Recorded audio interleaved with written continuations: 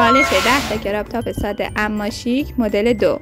پارچه رو دولا کرده یه خط صاف به صورت گونیا رسم کنید. از این خط به اندازه 1/4 دور سینه منهای 5 سانتی علامت بزنید. به اندازه 30 سانتی پایین اومده و یه خط صاف به صورت گونیا رسم کنید. هر اندازه‌ای که برای دور سینه علامت زدین رو منهای 2 کنید و پایین علامت بزنید. از این الگو 2 تا برش بزنید. به 2 تا مستطیل به عرض 5 و طول 30 سانتی نیاز داریم. این 2 تا مستطیل رو با فاصله 9 سانتی از پهلوها روی الگوی جلو با سوزن فیکس کرده و دوخت میزنیم.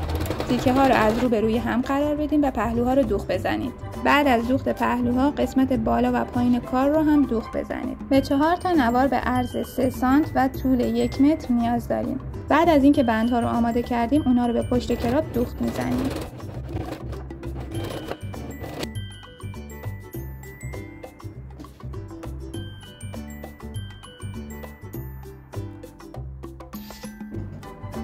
تو این مرحله برای اینکه بتونیم بندها رو از قسمت جلو رد کنیم باید چند تا چرت بزنیم مثل ویدیو. حالا بندها رو با سنجاق قفلی از قسمت جلو رد میکنیم و تمام. شما صاحب یک کراپ خوشگل دیگه شدید. شمایی که تا اینجای ویدیو همراه من بودید لطفاً حمایت یادتون نره.